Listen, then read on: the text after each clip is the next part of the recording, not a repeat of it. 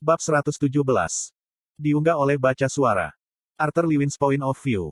Bahkan sebelum saya bisa membuka mata, hal pertama yang saya sadari adalah derak langkah kaki di kayu tua. Gema lantai kayu yang mengerang bergema di telingaku, memungkinkanku untuk memahami dengan jelas ukuran ruangan tempatku ditahan. Sederet aroma memabukkan, kaya dengan rempah-rempah dan rempah-rempah yang tidak dikenal, menghujani inderaku, mengalihkan perhatianku dari hal lain. Membuka mata saya, hal pertama yang menyambut saya adalah bagian bawah atap pondok. Selain kekasaran lidah saya yang kering karena kekurangan air, tubuh saya terasa baik-baik saja, atau setidaknya, pikirku, sampai aku mencoba bergerak. Yang membuatku ngeri, tidak ada jawaban ketika aku mencoba mengangkat kakiku, tidak ada sensasi atau umpan balik ketika saya mencoba memindahkan sesuatu dari pinggang ke bawah. Aku segera mengangkat selimut yang menutupi tubuh bagian bawahku, hanya untuk melihat bahwa kakiku telah benar-benar dibalut dan dibentuk dengan ketat ke belat kayu agar mereka tidak bergerak. Kakimu baik-baik saja, nak. Saya hanya harus membuat mereka mati rasa sehingga Anda tidak akan terjaga sepanjang malam dari rasa sakit. Suara lembut, namun sedikit rapuh membangkitkan perhatian saya. Beralih ke asal suara yang baik itu, saya disambut dengan senyum lembut dari seorang wanita melewati masa mudanya, dibumbui dengan tanda-tanda penuaan yang halus. Sementara keriput menandai wajahnya, mereka tidak melakukan apapun untuk menyembunyikan sikapnya yang bermartabat dan anggun. Mengenakan jubah abu-abu sederhana untuk mencocokkan rambutnya yang diikat erat di belakang untuk dikepang, pengasuh saya mendekati saya dengan mata berbinar. Sambil menghela nafas lega mendengar kata-katanya, aku kembali berbaring di ranjang. Bagaimana perasaanmu, nak? Dia mengoceh, meletakkan tangan hangat di dahiku. Aku mengerjap tanpa mengerti. Hal terakhir yang saya ingat adalah mendaratkan pukulan keras pada beruang titan sebelum pingsan. Aku menoleh, memindai sekelilingku. Aku berada di kamar yang luas, cukup terang dan dipanaskan oleh api yang berderak di perapian batu. Di sampingnya ada dapur kecil yang penuh pot dan wajan dengan berbagai ukuran, tergantung di dinding atau ditumpuk tinggi di atas satu sama lain. Selain sofa berlapis kain usang yang diletakkan di sekitar perapian dan meja makan kecil di depan dapur, ada sedikit hal lain di dalam pondok ini. Bingung, kan? Wanita tua itu terkekeh.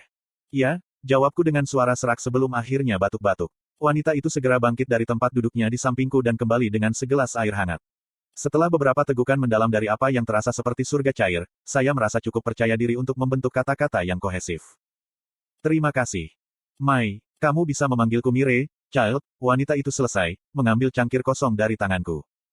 Ketika saya duduk di sana, rasa sakit yang membakar mulai merayapi kaki saya, seolah-olah api cair telah merendamnya.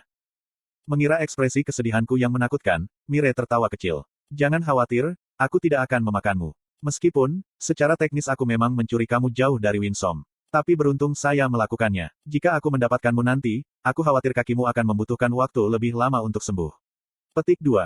Ah, bukan itu. Kakiku. Aku berhasil mengeluarkan suara melalui gigi yang terkatup. Sepertinya obat gosok sudah kehilangan efeknya. Menempatkan cangkir di meja di sebelahku, Mire mulai mengangkat satu-satunya hal yang membuatku tidak telanjang bulat. Tangan saya segera meraih ke bawah untuk menutupi diri saya di antara kaki saya, yang memicu tawa lembut lain dari pengasuh saya. Dengan hati-hati melipat spray sehingga hanya kaki saya yang terbuka, dia dengan lembut meletakkan tangannya di atas kaki saya yang diperban. Ketika Mire mulai membuka perban, saya akhirnya bisa melihat sepenuhnya cedera kaki saya. Mau tak mau aku menjadi bingung karena melihat kakiku yang telanjang. Bekas luka yang tidak pernah saya miliki berserakan di kedua kaki. Lutut dan pergelangan kaki saya memiliki luka paling banyak, tetapi yang paling membingungkan saya adalah bahwa bekas luka ini tampak seperti sudah ada di kaki saya selama bertahun-tahun. Keringat dingin mulai terbentuk di dahi saya saat rasa sakit di kaki saya memburuk. Mire mulai hati-hati memeriksa setiap inci kaki saya setelah benar-benar menghapus semua perban. Setelah mengangguk puas pada dirinya sendiri, dia membawa ember berisi cairan herbal yang sangat menyengat. Tanpa sadar aku mengamati pengasuhku saat dia dengan rajin memotong dan membasahi kain dan membalut kakiku dengan jari-jari yang gesit. Mau tidak mau aku jatuh kesurupan karena gerakannya yang berirama dan cekatan. Penatua Mire. Tolong, Arthur, aku lebih suka jika kau memanggilku Mire. Dia memotongku, perhatiannya masih terfokus pada kakiku. Mire, sudah berapa lama aku tidak sadar? Saya bertanya, takut dengan kaki saya yang sepertinya sudah diperbaiki. Saya sudah lama keluar. Lebih dari 2 malam, my dear. Ketika dia selesai mengganti perban terakhir di betis kiriku, dia menoleh padaku, matanya yang hijau dan berkabut mengamatiku. Sekarang, bagaimana rasanya? Jauh lebih nyaman. Terima kasih, aku meyakinkan dengan rasa terima kasih ketika rasa sakit mulai mereda dari cairan seperti gel dingin yang meresap ke dalam perban baru. Menerima rasa terima kasihku dengan senyum tenang, dia mengumpulkan kain bekas dan membuangnya ke dalam baskom berisi air. Setelah menuangkan bubuk seperti garam ke dalamnya, dia mengangkat gaunnya dan melangkah masuk, menggunakan kakinya untuk mencuci kain bekas. Mire, kamu pasti kelelahan. Biarkan aku mencuci itu untukmu, aku buru-buru menyatakan ketika aku menghendaki mana ke tanganku, bersiap untuk memanipulasi air di baskom. Tidak apa-apa, Dear Mai. Melakukan hal ini memberi kesempatan bagi tulang-tulang tua ini untuk berolahraga. Dia mengibaskan tanganku dengan satu tangan sementara tangan lainnya masih memegang ujung gaunnya. Anda membaca di https://rednovelfullonline.com. Ketika saya terus menatap kosong padanya menginjak kain basah kuyup, saya tidak bisa menahan diri untuk bertanya, Mire, apakah kita, masih di Epeotus? Tentu saja kita, nak. Di mana lagi Anda bisa memperbaiki keadaan kaki Anda yang menyedihkan? Mire menjawab, mempertahankan langkah ritmisnya di baskom. Maafkan aku, hanya saja, mataku jatuh ke kakinya. Oh, ya, kurasa akan lebih mudah untuk melakukan semua yang telah aku lakukan dengan mana art, tapi apa asyiknya itu?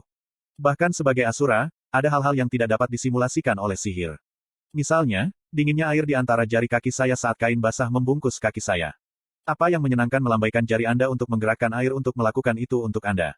Dia mengungkapkan, memberi saya kedipan. Kata-katanya membingungkan saya, tetapi saya tidak bisa berharap untuk memahami perspektif ras kuno di mana sihir telah tertanam dalam diri mereka. Maaf, hanya saja bangun di negara bagian ini agak membingungkanku. Bukan untuk bersikap kasar, dan aku sangat berterima kasih atas perawatanmu yang teliti, tapi aku hanya berpikir bahwa mungkin menyembuhkan mana art akan mempercepat proses pemulihanku. Petik 2. Jika mantra penyembuhan sederhana telah dilemparkan padamu, kamu akan hampir pincang, dan tulangmu akan mengambil bentuk yang sama sekali berbeda. Sesepuh itu tertawa ketika dia menghendaki handuk ke tangannya dengan jepret. Berjalan ke arahku, dia melengkungkan bibirnya menjadi senyum nakal. Selain itu, aku memang menggunakan art mana untuk memperbaiki kakimu. Mire mengayunkan tangannya ke arahku dan, lebih cepat dari yang bisa kulakukan, ledakan sedingin es menyambar dadaku. Aku segera berbaring di tempat tidur, dengan mata terbelalak ketika aku menatap kabut keperakan yang menelan luka yang telah kudapat dari beruang titan. Ketika api berkurang, luka yang pernah berdarah di tulang rusuk saya mulai pulih dengan cepat. Sebuah tawa musik menggentakku dari linglung, dan aku melirik untuk melihat Mire gagal menahan geli. Setiap kali mereka mendapatkannya, dia menghela nafas, tangannya masih diselimuti kabut keperakan. Bagaimana? Aku tersentak, jari-jariku menelusuri bekas luka terbuka yang tumbuh lebih kecil dan menjadi benar-benar penuh keropeng. Seorang wanita perlu memiliki rahasianya, my dear. Suaranya melembut saat dia dengan lembut menekankan satu jari ke bibirnya. Meskipun usianya sudah lanjut, aku tidak bisa tidak memerah karena tingkah lakunya yang lucu. Batuk rasa malu saya duduk kembali, meskipun menutupi lebih dari diriku dengan selimut. Terima kasih telah memperlakukan aku, Mire, dan juga keramah tamahanmu. Saya tahu tidak ada banyak ruang di sini. Petik 2.